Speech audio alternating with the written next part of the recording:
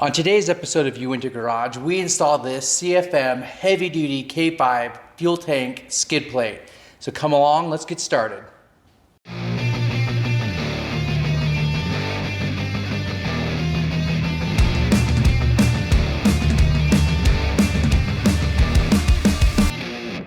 All right, now before I get started on this project, I'd like to call out that we are in no way, shape, or form sponsored by CFM Industries. This is a product I just thought was really neat and I wanted to share with you all.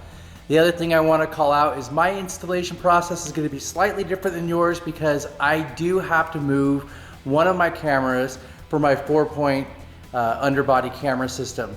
Now, if you don't have one of those camera systems underneath your truck, I highly suggest it because let me tell you, it makes parking at the mall so much easier. So you may be asking, why on earth do I need to upgrade my skid plate? Well, let me tell you from personal experience, after replacing 3 fuel tanks in this Blazer in the last couple of years, I finally got sick of it and decided to upgrade to something a little stronger. The factory skid plate, as you can see right here, is very thin. Often it'll get hit here in the middle. It'll just flex up and smash your tank. The CFM Industries skid plate, however, is a 1/4 inch thick on the bottom, 3/16 on the sides. Trust me, you are not going to smash a fuel tank with this skid plate in. All right, let's get started. One of the first things I need to do, like I mentioned before, is remove this camera.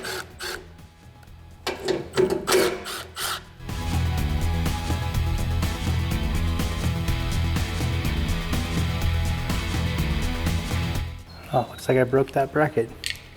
It's okay, it can be fixed. Next, lower your tailgate. Then you'll see there are 3 bolts. There's one right there, one right there, and one right there. These 3 bolts will unbolt the front of your skid plate. Go ahead and take those off. All right, there will be 3 bolts along the back here as well. Now before I get too carried away here, we did brace this up so that it doesn't just come crashing down when we loosen it.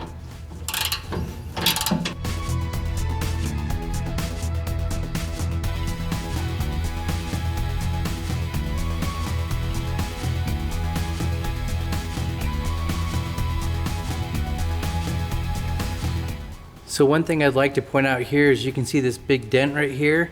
Remember, we just pulled off that factory skid plate. Skid plate looks great, but I have a huge dent in my tank from my last trip. So this is exactly why I'm replacing that skid plate. Now with the assistance of a floor jack, we're going to try and install this new plate.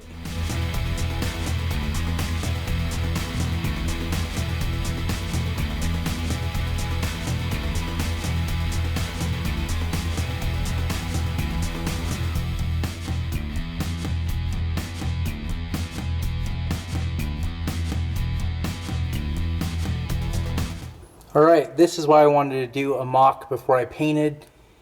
I've noticed that my exhaust is actually going to hit this skid plate. So we're gonna take it off and take a little bit out of the corner of the skid plate so my exhaust is free. We decided that the skid plate is relatively close to where it's going to be at final installation. So we decided to mount the rear view camera, do a few adjustments there.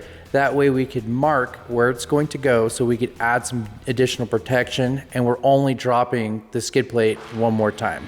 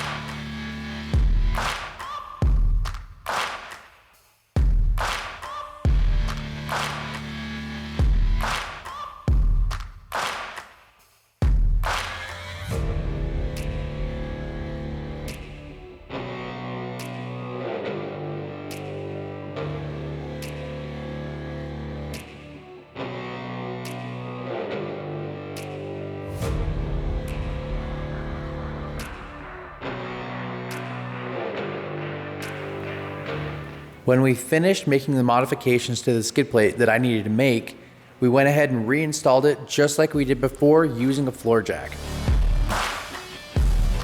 There you have it. The CFM Industries skid plate is now in my Blazer. I'm gonna give him credit. This bolts right in, every hole lined up perfect. It was great. If I didn't have to modify that back corner for my exhaust, which is my own doing, I could have had this in probably 30 minutes. You can see here that I added this bracket, this little plate underneath my rear view camera. I did that to protect it. As you guys probably saw when I took it apart the first time, it was already broken because it had been hit a few times. So hopefully that'll make that last a little bit longer. Real excited to try the skid plate out.